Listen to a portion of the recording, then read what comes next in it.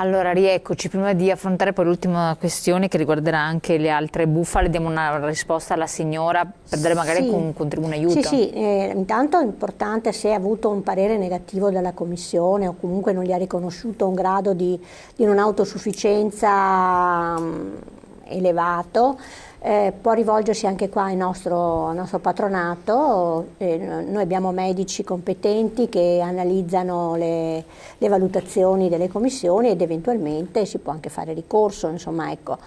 Poi rispetto alla situazione, faceva riferimento alle strutture residenziali, no? Dove di fatto gli ospiti non sono seguiti così adeguatamente, lo sappiamo bene, abbiamo veramente ben chiaro cosa... Avete tentato degli interventi anche, però è tutto sì, relativo. Ecco, io faccio un po' di pubblicità alla nostra rivista Liberetà, che proprio questo mese uscirà con un servizio proprio su queste strutture, sulle strutture residenziali per anziani, in cui c'è una denuncia chiara di una ospite che insomma ha vissuto e lo ha scritto e ha vissuto delle esperienze davvero negative che non vorremmo nessuno l'importante è forse anche questo, è denunciare anche queste cose, giustamente dirle, parlarne, perché poi chi può farlo raccoglie queste cose, poi apre dei tavoli di trattativa, di discussione. Se non se ne parla, resta tutto nel silenzio, poi le cose non fanno altro che peggiorare oppure restano quiescenti. Questo un po' trasversalmente in tutti gli ambiti, in tutte le questioni. Leggiamo l'ultimo messaggio e poi andiamo subito alle altre bufale con le nostre slide, che era arrivato, io ho letto soltanto che era da Verona. Vediamo un attimo se ce lo rimetti in onda dalla regia rapidamente. Sì, no, ma ho letto. Ha letto, sì, allora a posto. Sì, no, Eccolo qua. Sentendo le promesse di tutti gli iscrivimenti politici e pensionati, si prospetterà un futuro ricco di agevolazioni, sconti e aumenti di pensioni. Viva la politica e i pensionati, Gianni da Verona.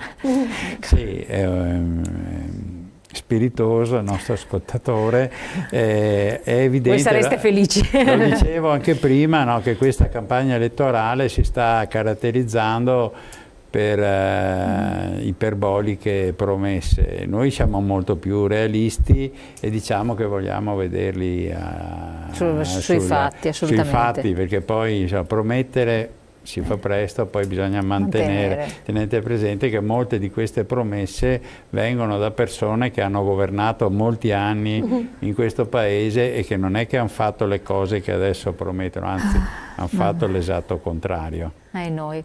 Allora, torniamo sulle bufale, torniamo sull'altra slide, perché l'altra che è venuta fuori e che ha allarmato tutti, bollette e aumenti. E voi cosa avete detto? Cosa dite al riguardo? Sì, qui il tema è, diciamo, anche qui un po' complicato e diciamo che qui era uscita la notizia che i morosi, cioè le persone che non pagano le bollette, quindi che finiscono in morosità, l'onere di questa morosità veniva pagata da tutti gli altri utenti e che questo onere sarebbe stato di un incremento di 35 euro sulla bolletta. E qui la cosa è, diciamo, bisogna capire bene di cosa stiamo parlando. Qui stiamo parlando di un'azienda che fa trading, che vende energia elettrica adesso nel mercato libero, che lo vende alle aziende, non ai privati, che è fallita.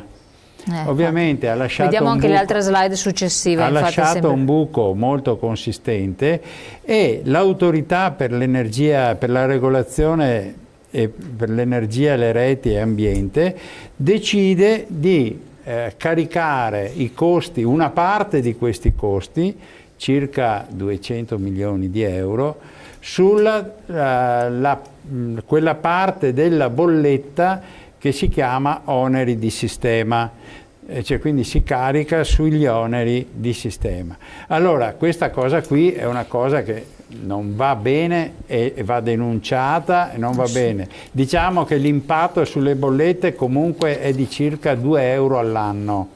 Sì, no, però è una questione di Ed è in principio. prospettiva. Ed è in prospettiva. Noi comunque invitiamo tutti a inviare mail, segnalazioni alla Federconsumatori Veneto, che è una struttura anche vicina alla CGIL, alla nostra organizzazione, perché stiamo facendo un'operazione di lobbying, perché il problema qui è che bisogna togliere gli oneri di sistema dal calcolo sulle bollette, perché è assurdo che io spendo 10 euro per l'energia elettrica, ne spendo 10 per gli oneri di sistema, poi su queste due cifre ci metto l'IVA e ci pago l'IRPEF. Assolutamente. Questa cosa qui non va bene e bisogna cambiarla. In corsa velocissimi, ultima slide, canone RAI e agevolazioni. I cittadini over 75 hanno diritto all'esenzione canone TV se in presenza di specifici requisiti di legge. Sì,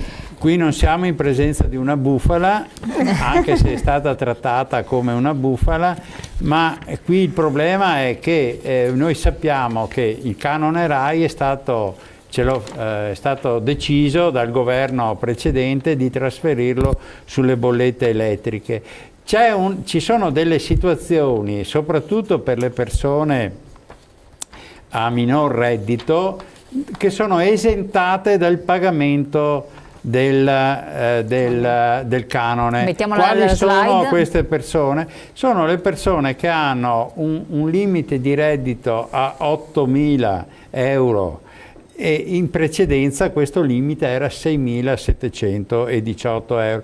Quindi si è alzata questa soglia, quindi è un vantaggio. Certo. Ma qual è il punto? Che, e questo è quello che noi invitiamo le persone a controllare, che noi stiamo registrando che in realtà che poi si sono attivate per avere l'esenzione del canone, sono poche Quindi le dovete persone. attivarvi. Quindi Termini, ultima slide. se avete questa condizione, redditi fino a 8.000 euro e 75 anni di età anagrafica, attivati, potete avere l'esenzione. Bisogna andare a compilare un modulo in un ufficio comunale e farsi, diciamo, esonerare dal pagamento del canone. Perfetto. Se non lo fate, ovviamente perdete diritto. 30 a aprile 2018, prima data utile per chi intende presentare l'esenzione del pagamento del canone TV del 2018. 31 luglio 2018, ulteriore scadenza per chi usufruisce della suddetta esenzione a partire solo dal secondo semestre. Attenzione, i termini sono molto stretti, quindi approfittatene. Per tutto questo, naturalmente, fate le vostre segnalazioni, chiamate le sedi dello SPCGIL, informatevi presso i patronati, potete anche avere dei diritti a cui non avete avuto accesso, perché tutto va richiesto nel nostro paese. E grazie della collaborazione dello SPCGIL del Veneto, dei nostri esperti, come sempre a voi di aver partecipato e di averci seguito, altrimenti scrivete anche a noi gireremo le vostre mail con il vostro numero di telefonico ai responsabili per darvi le risposte. Buon proseguimento.